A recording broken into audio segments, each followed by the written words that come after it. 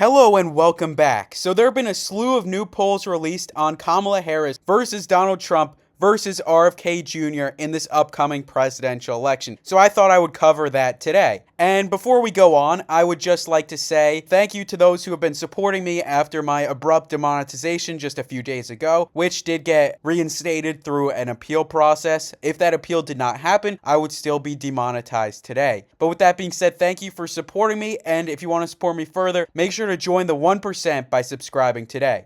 And remember, while YouTube can demonetize me, they will not stop me from making the best possible unbiased content that I can. No matter what they try to do, the show must go on. Hopefully that speech was a little better than a Jeb Bush 2016 speech. I know, it's a little bit of a low bar, right? But hopefully I did better. But anyways, and now that that's over, let's get back to the news, shall we? Kamala Harris is leading in these recent polls, so this tells a little bit of a different story from what I've been saying in the past. I have been saying Donald Trump will pretty easily win this election against Kamala Harris, and maybe it's the fact that Kamala Harris has gotten more name recognition as a result of being the nominee. Maybe it's the fact that she's gotten so many high-profile endorsements after being the nominee, etc. There could be a multitude of reasons why she's polling so much better, but here's my prediction based on these newer polls. And I would also like to mention how the Veepstakes race for the Democratic Party has commenced, and Mark Kelly, senator from Arizona, has the highest chance with 42%, whereas Governor Josh Shapiro is trailing behind. He's the governor of Pennsylvania, and the governor of Kentucky, Andy Beshear, is at 15%. So with that being said, who will replace Kamala Harris as the potential VP for the 2024 election? Well, we'll see soon. And one more thing I'd like to cover is the fact that Bob Menendez, United States Senator from New Jersey, has officially resigned following corruption conviction. So what I do find interesting is the fact that Menendez is actually running for re-election in 2024 against Andy Kim and Curtis Bashaw after resigning from the Senate. He'll resign effective in August, but he is still running for re-election, which I think is a little bit weird, especially considering the fact that he is polling at only about 6 percentage points. So with that being said, Bob Menendez is not going to win re-election, and he is resigning in disgrace. So I am glad that basically someone is getting punished for corruption in the United States Senate, which is a very good thing. We want people who are corrupt to be punished. And Bob Menendez is resigning in disgrace. His legacy is ruined. And also, I'd like to mention that his wife actually killed someone. You can research more on that if you want to know more. But essentially, the Menendez family is not the best family. But with that being said, he has resigned, and people are speculating about his potential replacement. In my personal opinion, I think it could be the Lieutenant Governor of New Jersey or possibly Andy Kim to give him seniority over his fellow United States senators that get sworn in this following January. And I also want to say that the Secret Service director actually resigned following the assassination attempt on Donald Trump that many view was easily preventable by the Secret Service had the Secret Service director and the Secret Service as a whole been more vigilant. And this happened after she was blasted by a House committee for basically what many view was her inept service as Secret Service director, because her primary goal is essentially to prevent stuff like this from happening, and it did happen. And didn't just happen, it happened from some nerdy little kid that is like 20 years old. The kid is barely out of high school, and somehow he bypassed the Secret Service. I don't know how that happened, but it happened, and it's being investigated. So with that being said, many of you are probably happy at this news. Republican, Democrat, or Independent, this is probably some good news for many people, because hopefully Biden will replace her with someone that can essentially prevent 100% of this stuff from happening instead of 99%. Because the 1% of times that this happens, or 2%, or whatever low number it is catastrophic for our country. So we need someone who has 100% certainty of preventing stuff like this from happening. The main topic at hand is this election prediction between Harris, Trump, and RFK Jr. So I'm going to cover this right now. And we start by looking at the predicted website, which says that Kamala Harris has a whopping 46% chance of winning this election. And Donald Trump's chances have dove in the recent weeks from 69% to 55%. But with that being said, Polling Market does have Donald Trump at a 61% chance of the presidency.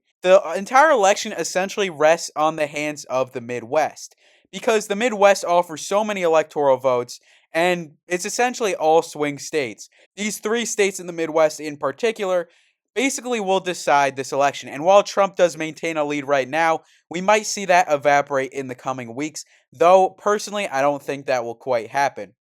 But regardless, I'm going to continue on with this prediction and I'm going to tell you exactly who will win and why they will win. Kamala Harris's recent polls do look very promising for her. They do show the fact that maybe replacing Joe Biden was a good idea considering she is polling far better than Joe Biden did when Joe Biden was polling head to head against Donald Trump.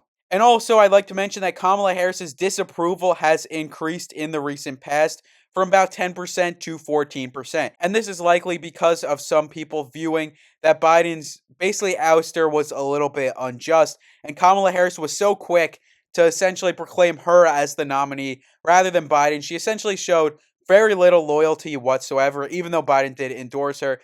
She could have at least waited a day, but she didn't. She was very quick to announce her own run for the presidency, so maybe that's why her disapproval has increased. It's also probably because more people have eyes on her. She essentially has a magnifying glass on her, and due to her being a presidential nominee, she's naturally going to get more disapproval. We'll see how this disapproval rating will actually affect her in the coming weeks and if it will affect her polling. But I'm going to continue with this prediction by giving some solid states to Donald Trump because he's still going to win these states nonetheless, even though Kamala Harris is leading in some of these recent polls. The state of Ohio is obviously going to Trump. We all know Trump picked Vance for a reason, and that reason was the Midwest vote. He didn't necessarily need Vance for Ohio, as he was leading by a lot in Ohio anyway, and he won Ohio in recent elections. And as you can see, polls in Ohio really tell a story that Donald Trump was going to win in the state regardless. And you can see there are no Harris versus Trump polls because it's essentially a lost cause for Kamala Harris. So Trump picks up Ohio, which is a not so small victory for him. And he also picks up Texas and Florida. There has been a little bit of opposite problems in the state of Texas and Florida for the Republican Party. While the state of Texas performs better for Trump in presidential elections than Florida pretty consistently, the state of Florida does way better in terms of Senate and governor elections than Texas. So while the Senate election in Texas may be a little closer than the presidential election, I still think it'll go to Ted Cruz. A little bit of a bonus prediction here. It'll still go to Ted Cruz. As you can see in these polls, Cruz is leading in the state of Texas. But regardless, in the presidential election in the state of Texas, Donald Trump is leading by far more than Ted Cruz, by even like 2 or 3 percentage points higher in most major polls. Whereas in Florida, DeSantis won the election by like 20 percentage points against a former governor, Charlie Crist. Yet, Donald Trump is only leading in the state of Florida by about 5 percentage points in recent polling. So with that being said, it is an interesting phenomenon to discover that Texas and Florida have opposite problems for the Republican Party. But as you can see, Trump does perform better against Harris than he does against Biden in Florida, and Florida won't be much of a problem for Donald Trump. And we'll continue with the state of Georgia. The state of Georgia has shifted more towards Donald Trump in the past 4 years, especially because some swing states, particularly states that almost always vote for a certain candidate and then flip to another candidate, like Georgia almost always voted Republican, then flip to the Democrats. Those states usually will vote against the incumbent. So after Biden was the president, now Georgia will vote against the incumbent party.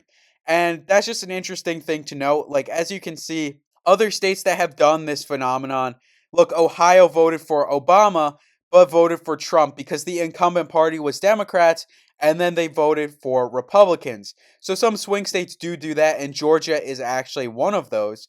And with that being said, the polls in Georgia tell a similar story, where Trump leads by similar margins against both Biden and Harris, with him leading Harris by as much as plus 10 in a recent poll. It can be said that Trump will win the state of Georgia. And to continue, I just want to fill out the rest of the Southeast. Trump will win the state of North Carolina. The state of North Carolina went to Trump in recent elections. North Carolina has been a Republican stronghold ever since it went to Obama against McCain. It has gone to the Republican Party. by essentially similar margins from 1 to 3 percentage points, and that won't change in this election. North Carolina seems to not really change much demographically, and it seems to vote for Republicans by similar margins in each and every election, and it'll probably go to Trump by about +4. And this poll is really, really bad for the Democrats. As you can see, Trump leads by +4 against Cooper. And remember, Cooper is the governor of North Carolina. So Trump leading Cooper exemplifies that Trump will probably lead in the state of North Carolina, because usually governors will win their home state when they run for the presidency. There are very few exceptions where this doesn't happen. And it's probably one of the main reasons he's not leading in the Veepstakes right now. The fact that his influence in North Carolina is not enough for him to essentially lead Donald Trump in a head-to-head matchup. Because in the state of like Arizona, on the other hand, I'm sure Mark Kelly would perform. See, he's only losing to Trump by 2. Cooper was losing to Trump by 4. So with that being said, Mark Kelly does do better in Arizona. And as you can see, there is an upward tick when Kelly is included in that state. And for that reason, Roy Cooper is a worse candidate than Mark Kelly for the Veepstakes. And I'm just giving some bonus predictions. Trump is leading Kelly in his home state, the state where he is the senator, where he has beat Trump-backed candidates time and time again. This is pretty bad for Democrats again in the state of Arizona. So even if Harris picks Kelly as her VP, it is likely that Trump will win Arizona, given he would beat even Mark Kelly in a head-to-head matchup. And he beats Harris by as much as +6 percentage points. But you may be wondering, these polls have been looking good for Harris. Why is Trump leading by so much? Well, Harris has some states of her own, starting with New Jersey. Even though Bob Menendez is very unpopular, Harris will likely distance herself from him, and so will the governor, Phil Murphy, etc. And New Jersey Democrats will still vote for Harris by large margins. So even though Biden did lose to Trump in this poll, he tends to beat Trump in most major polls. Harris will win New Jersey, especially given New Jersey's track record of voting for Democrats. And now we get to Colorado and New Mexico, which tend to vote pretty similarly in most elections. The two states will go to Kamala Harris. So Colorado and New Mexico both look pretty promising in terms of polling too. Biden is leading by as much as +10 when he was running in Colorado, and he's leading by +1 in New Mexico. So New Mexico's a little closer, but these are Republican-sponsored polls, so you can't really take those for 100% certainty. Just like I'd say a Democrat-sponsored poll, you can't take those with 100% certainty. Partisan polls aren't the best for essentially gauging how well a candidate will do. But regardless, Harris wins in the states of Colorado and New Mexico, and she'll also win in the state of Virginia. I do think if Trump picked Glenn Youngkin as VP, I'll say this time and time again, he would have won Virginia, but since he didn't, he gives up on those 13 electoral votes. And even though polling in Virginia has looked pretty good for Donald Trump in the recent past, Virginia is still having a track record of voting for Democrats, as you can see. A flip from 10.1 to Biden to a plus whatever to Donald Trump is a little bit more than I can imagine happening. So with that being said, Trump will lose the state of Virginia against Harris, but it will be closer than it was in the past. I think it might even be a tilt state in this coming election. And also to substantiate my claim, Virginia only has a 24% chance of going to Republicans, according to Polymark. And additionally, Harris will win the state of New Hampshire, also by tilt margins. New Hampshire also, like other Northeast states, has a track record of voting for Democrats. And even though Trump does lead against Harris in recent polls, Polymarket does say that New Hampshire will most likely go to Kamala Harris, bring her to 213. And she'll also win Maine at large, which almost always votes pretty similarly as New Hampshire, but slightly more to the Democrats. And I don't think that will change in this election. Maine is a little more left-leaning than the state of New Hampshire, and it'll do the same in this election cycle. And if you give New Hampshire to the Democrats, you also have to give Maine to the Democrats. But Trump will win Maine second, as he does time and time again. That's the more rural part of the state of Maine, and he usually wins it in these scenarios. And he wins them in the elections as well, winning it by 10 points and then by about 7. So it might even go to him by a safe margin in this election. So now we just have the Midwest as well as Nevada, and I'll start off with Nevada. And now, so with the state of Nevada, Nevada has had a slew of polls as well. And most of the polls are going to Donald Trump, with Harris losing to Donald Trump by about 10 percentage points in this one recent poll. And as you can see, it's essentially a red wave in Nevada. So Trump does lead in Nevada by pretty significant margins, actually. And Polymarket does say Nevada will most likely go to Donald Trump. I don't know how you could see any of these polls and say that Nevada wouldn't go to Trump. It almost definitely will go to Donald Trump in this up and coming election. Nebraska's second, which is the more urban part of Nebraska, will also go to Donald Trump, even though it is more urban. And the congressman from that district does not like Donald Trump, and Trump does not like him back. It will still go to Donald Trump because remember, it's Nebraska. Nebraska goes to Republicans in almost every election. And even though Nebraska's second did go to Biden by a pretty significant margin, it went to Trump against Hillary Clinton and will go to Trump again in 2024. And now we get to the Midwest, which will be the most changed by the recent polling. Starting with the state of Minnesota. So Minnesota will likely go to the Democrats in this election. It is a dead heat between Trump and Biden, but between Trump and Harris, there have been no recent polls. So to break the tie, essentially, I go to Polymarket, where Harris is leading in the state of Minnesota. It's interesting to note that Virginia is probably going to be closer than Minnesota, especially considering the fact that in most elections, Virginia is way less close than Minnesota. The fact that Virginia is closer than Minnesota in this election just shows how much influence Glenn Youngkin and the Republican Party has actually had in the state of Virginia in the past few years. So now we get to the three remaining states, and Trump just needs to win one of them to win this election. And if he loses all three, it is actually a tie, which is extremely interesting. I really didn't expect a tie in this election, but it could happen.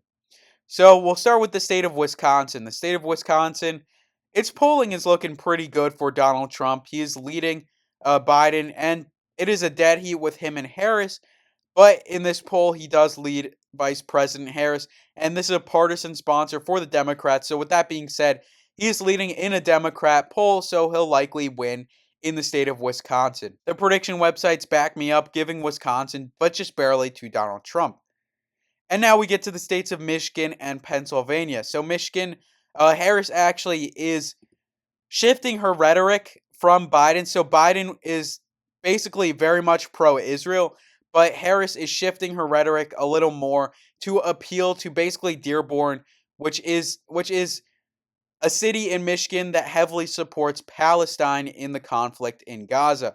So with that being said, she'll win Dearborn almost certainly by a large margin, but Trump wins against Harris regardless. And it actually just goes to show that Harris, even while having her rhetoric appeal to Dearborn, Michigan, it actually doesn't really affect this election as a whole, where Trump still wins in the state of Michigan. What I do find interesting is that Michigan before used to poll very well for the Democrats.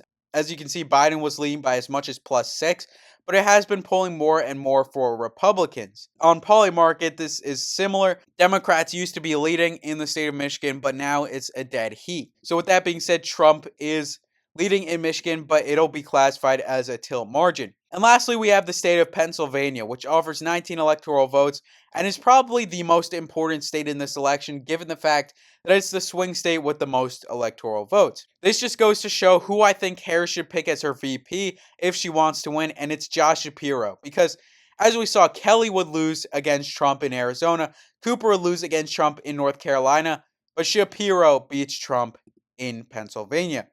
So with that being said, she should pick Shapiro if she wants any chance at winning Pennsylvania. And Trump leads Harris by about an average of +4, +5 in the state of Pennsylvania. So he wins the state of Pennsylvania, wins this election as a whole, 313 to 225 against Kamala Harris. And if you disagree with my prediction, make sure to say it in the comments. If you agree with it, you can say it in the comments. And thank you for watching.